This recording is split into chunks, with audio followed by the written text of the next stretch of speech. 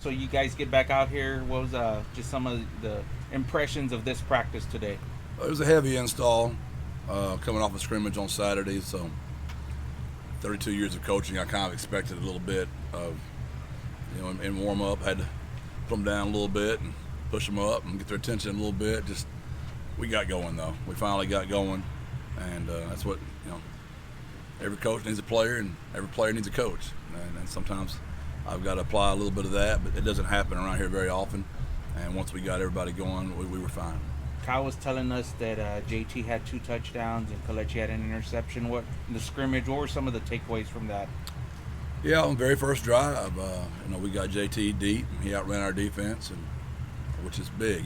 We always talk about we want to run the ball to win, but we want to throw to score. We have to put fear in people throwing the ball down the field.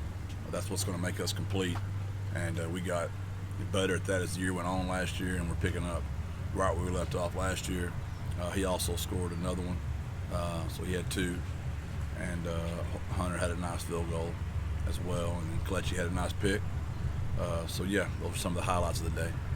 Any other individual standouts from that setting or people who caught your eye? That's a good question. Defensively, Jamal Liggins had a really good day. We had a bunch of defensive linemen had good days. Chuck's always solid. Lorenzo's always solid. Brandon Madison, our young guys played well. We just got in here. So we had a bunch of people played well. Offensively, same guys that always play well played well. So it wasn't like anybody stood out per se. You mentioned Madison. I know he was one of the guys you said who sat out practice last week a little bit. Was it important to get all those guys back and have them in a scrimmage setting, or were there still something we're missing? How'd you handle that part of it? It seems like it was last week now, just 2 days ago. I think everybody played in the scrimmage. I don't know that for sure, but I think everybody played in the scrimmage. I'd have to go back and check my notes, but I can't think of anybody that missed the scrimmage.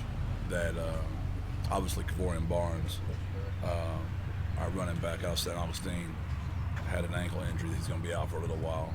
But other than that, I don't think we had anybody miss. Do you weigh that as kind of an important proving time for the guys to kind of stake their claim to a spot in the depth chart or show something in that sense? Yeah, there's certain roles. They're always competing.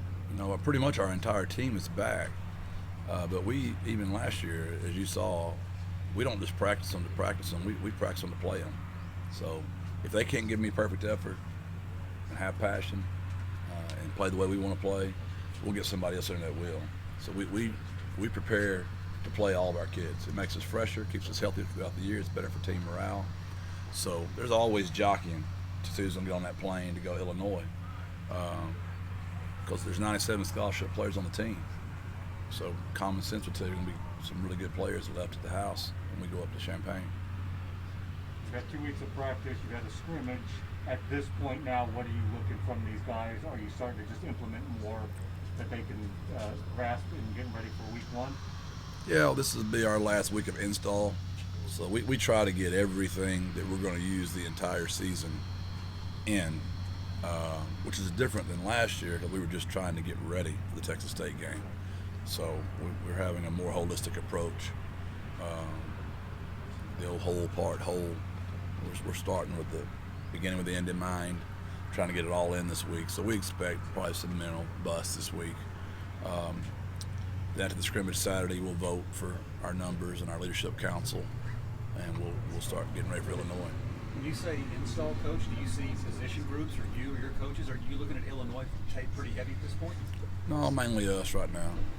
We're always watching Illinois a little bit, but our main focus is on us right now for another week, and then we'll shift gears. There's just a lot to get in. We got to get coming out, red zone, third down, 2 minute, 4 minutes. There's just a lot of special situations you've got to prepare for. So we're trying to get all those situations covered and the entire playbook in at the same time. So it's just getting a little more real because it's just getting closer. Because that second scrimmage, which seems like it's always forever away, it's this Saturday. And then you'll have a mock game that next week, and then it's on.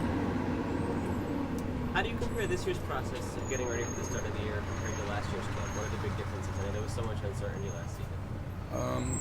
Well, you know, with the variant raising up its head right now, I think all of us, I don't want to speak for y'all, but I think all of us kind of can at least know what we're expecting going through the year, which that brings me comfort.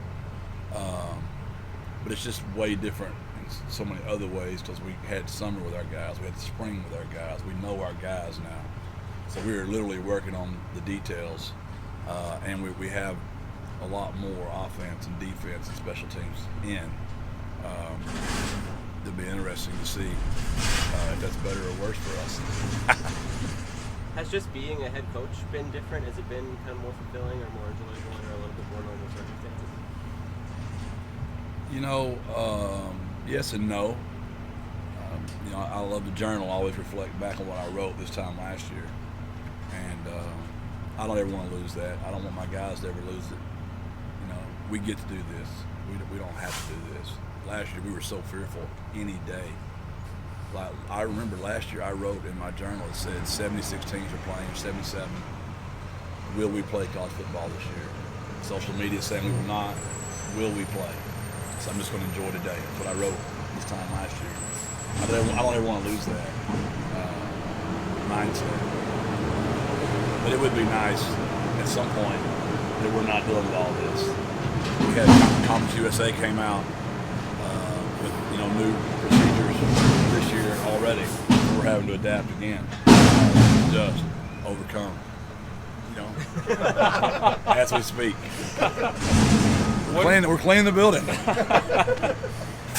What are some of those new procedures? Is there anything you could share with us about that? Yeah, you know, used to, if you had it, I believe it went from 150 days of no testing, now it's only 90 days. If you're vaccinated, you don't have, you know, you don't have to get tested unless you're around somebody that's had it. And then if you're around somebody that's had it, then you got to get tested again. So just different little change-ups that we're having to maneuver around. Of course, Dan and Nick and those guys, they're really good at that. So they were great for us last year, keeping us educated on what to do. We're pretty much just treating it like everybody's got to take care of themselves again, social distance, but it's getting close. We're 3 weeks out. We can't have anybody test positive right now. Thank y'all.